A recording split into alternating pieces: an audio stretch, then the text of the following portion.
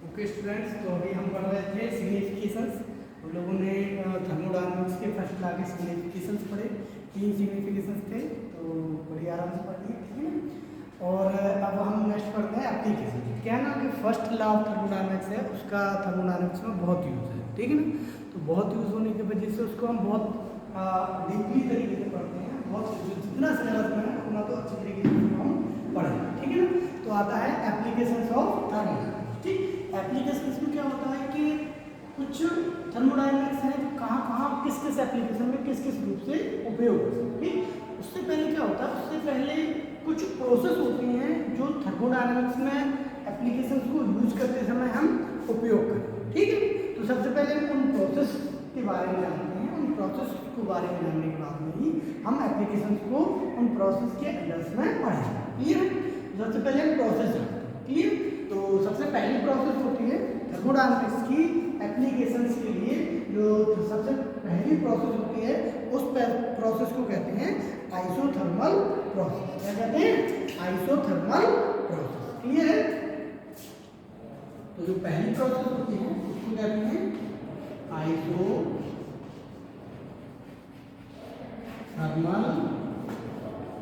Process, ठीक। Isothermal process, clear है।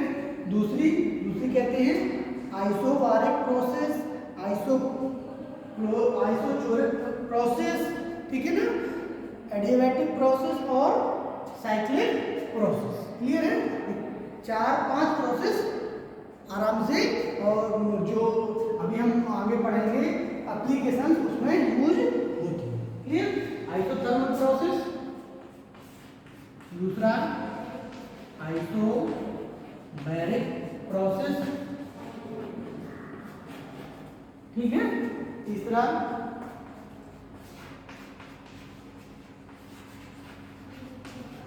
आइसोचोरिक process, ठीक है। चौथा एडियाबैटिक,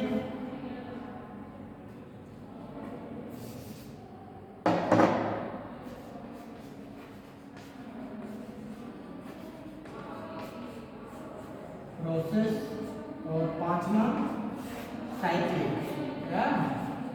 साइक्लिक प्रोसेस, ठीक है। अब इन प्रोसेस के बारे में पढ़ते हैं, क्या चीजें होती हैं, क्या प्रोसेस होती हैं, किस तरीके से उसको हम देखते हैं, ठीक। सबसे पहले बोलते हैं आइसोथर्मल प्रोसेस। जैसा कि हम पहले से ही पढ़ते हैं, थर्मल मतलब थर्मोडायनामिक्स, क्लियर। थर्मोडायनामिक्स में मुख्य रूप से किस चीज को हम डिपेंड करते हैं? जैसे आप लोगों ने अभी थर्मल इक्विलिब्रियम पढ़ा था। थर्मल इक्विलिब्रियम में किसकी बात की गई थी? ताप की बात की गई थी। किसकी बात की गई थी? टेम्परेचर की बात की गई थी। टेम्परेचर की बात की गई थी, ठीक है। तो उसमें टेम्परेचर कैसा रहना चाहिए? सराउंडिंग में और बाहर सेम रहना चाहिए। ये तो थी थर्मल इक्विलिब्रियम, ठीक। यहाँ भी थर्मल से रिलेटेड है। तो आइसोथर्मल प्रोसेस का मतलब है ऐसी प्रोसेस में, किसी निकाय में ऐसी प्रोसेस जिसमें टेम्परेचर जो है कैसा रहना चाहिए? कांस्टेंट रहना चाहिए। कांस्टेंट का मतलब टेम्परेचर एक समान रहना चाहिए, टेम्परेचर बदलना नहीं चाहिए। ऐसी प्रोसेस को हम क्या कहते हैं? Isothermal process. ऐसी प्रोसेस जिस प्रोसेस में किसी निकाय का टेम्परेचर हमेशा कांस्टेंट रहता है या एक सा ही रहेगा, उस प्रोसेस को हम आइसोथर्मल प्रोसेस कहते हैं, क्लियर है। कैसा रहता है? इसमें टेम्परेचर कैसा रहता है? कांस्टेंट रहता है, ठीक है। अब आप लोगों ने एक चीज और पढ़ी थी, हमने पढ़ाई थी कि थर्मोडायनामिक्स में 3 मुख्य रूप से होते हैं। क्या होते हैं?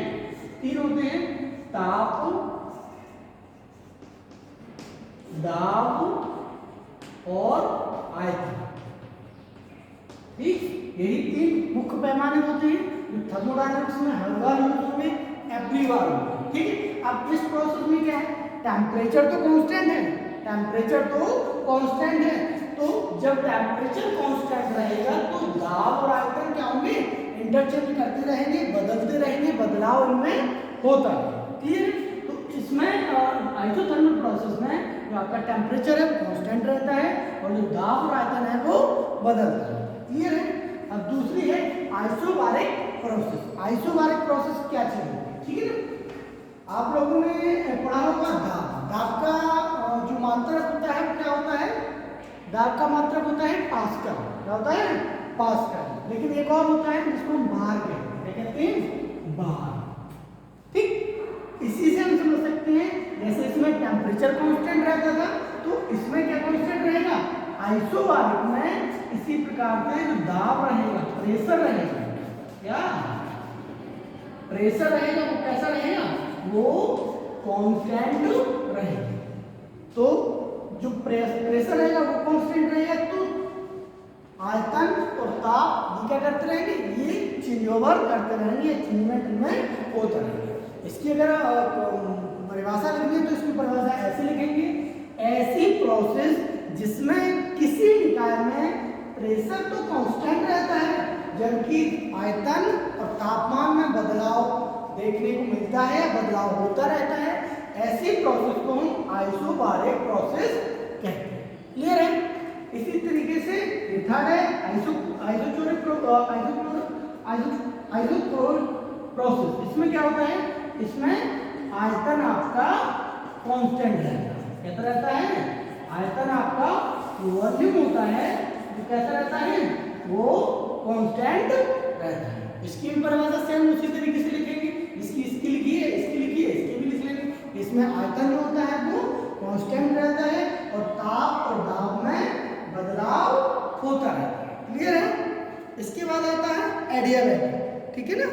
क्या रहता है, एडियाबैटिक। ओके, एडियाबैटिक में क्या होता है, अब ताप दाब आयतन तीनों खत्म, ठीक। अब चालू होता है चौथा एडियाबैटिक और पांचवा सर्किट, ठीक।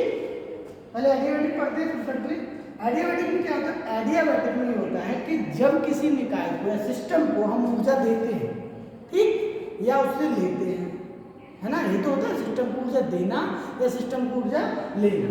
तो ऐसी प्रोसेस जिसमें किसी सिस्टम में ऊर्जा का आदान प्रदान नहीं होता, आदान प्रदान नहीं होता है। आप लोगों ने एक चीज पढ़ी होगी, हमने सिस्टम पढ़ाते तो तीन तरीके के सिस्टम पढ़ाते हैं, ओपन, क्लोज्ड और आइसोलेटेड, ठीक है ना। तो यहाँ पर जो यूज होता है वो कौन सा सिस्टम यूज होता है, आइसोलेटेड सिस्टम। क्यों, क्योंकि इस प्रोसेस में जब हम ऊर्जा को ना तो बाहर जाती है और ना ही अंदर आती है, तो ऐसी प्रोसेस जिसमें ऊर्जा, आंतरिक ऊर्जा कह लो या अंदर के कणों की ऊर्जा और बाहर सराउंडिंग की ऊर्जा कैसी रहती है, हमेशा नियत रहती है। कहने का मतलब ना तो अंदर से बाहर होती है और ना ही बाहर से अंदर होती है, उनका ऊष्मा का कोई भी आदान प्रदान नहीं होता है। तो उस प्रोसेस को क्या कहते हैं, एडियाबैटिक प्रोसेस, जिसमें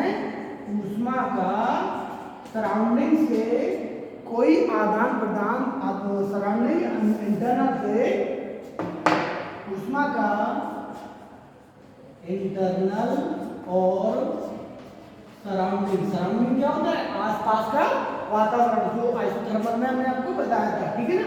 जो सराउंडिंग में कोई भी आदान प्रदान नहीं होता है, ठीक है, आदान प्रदान नहीं होता है। इसको क्या कहते हैं, इसको कहते हैं हम एडियाबैटिक प्रोसेस, जिसमें ऊष्मा का कोई भी आदान प्रदान नहीं होता है, उसको एडियाबैटिक प्रोसेस कहते हैं। क्लियर है। अब पांचवा है साइक्लिक प्रोसेस। साइक्लिक प्रोसेस क्या होता है, जैसे कि हमें ये समझ रहा है साइक्लिक का मतलब समझते हो, साइक्लिक का मतलब होता है चक्रीय, है ना। हम इसको क्या कहते हैं, चक्रीय या चक्र। इसको तो समझना बहुत आसान है, बहुत ही आसान है। जैसे कि ऐसी प्रोसेस जिसमें किसी निकाय की ऊर्जा या निकाय की अवस्था हमारे प्रारंभिक अवस्था में आ जाए। कैसी आए, इनिशियल आ जाए, प्रारंभिक अवस्था में। जैसे मान लो यहाँ से कोई प्रोसेस शुरू हुई, यहाँ से प्रोसेस यहाँ गई, यहाँ से यहाँ गई, यहाँ से यहाँ गई, यहाँ से यहाँ गई, यहाँ से यहाँ, और लौट के कहाँ पे आ गई, अपनी जगह पर आ गई, ठीक। तो ऐसी प्रोसेस को हम क्या कहते हैं, साइक्लिक प्रोसेस, ठीक। एक मुहावरे का नाम सुना होगा कि वो मुहावरा कहता है कि शाम को लौट के बुद्धू घर को आए, है ना। जब आप पूरा घूम के अपनी जगह पर वापस आ जाते हैं, प्रारंभिक स्थिति में वापस आ जाते हैं, इनिशियल फॉर्मेशन में वापस आ जाते हैं, तो ऐसी जो प्रोसेस है उसको हम साइक्लिक प्रोसेस कहते हैं। क्लियर? इन 5 प्रोसेस के बेस पर हम आगे application of first law of thermodynamics को पढ़ेंगे। ठीक, इनमें से फर्स्ट लॉ ऑफ थर्मोडायनामिक्स में मोस्टली 2 प्रोसेस बहुत अच्छे तरीके से यूज की गई है। कौन कौन सी? एक तो आइसोथर्मल प्रोसेस जो थर्मोडायनामिक्स में होगी, एक आइडियाबैटिक प्रोसेस या एक आइडियाबैटिक प्रोसेस। इन 2 प्रोसेस को बहुत अच्छे तरीके से पढ़ना, बहुत अच्छे डीपली तरीके से पढ़ना, क्योंकि ये 2 प्रोसेस ही आपकी फर्स्ट लॉ ऑफ थर्मोडायनामिक्स में मुख्य रूप से वर्क करेंगे। ठीक है ना? बाकी की जो प्रोसेस है उनको बहुत कम यूज करेंगे, बहुत कम यूजेस में आएगी, इसलिए 2 प्रोसेस का तो बहुत अच्छे तरीके से यूज होना है एप्लीकेशन। क्लियर है? तो आज इतना काफ़ी है एप्लीकेशंस के लिए। हम कल डेरिवेटिव्स करते हैं, नेक्स्ट लेक्चर्स में आपको एप्लीकेशंस ऑफ पढ़ाएंगे। क्लियर है? Thank you.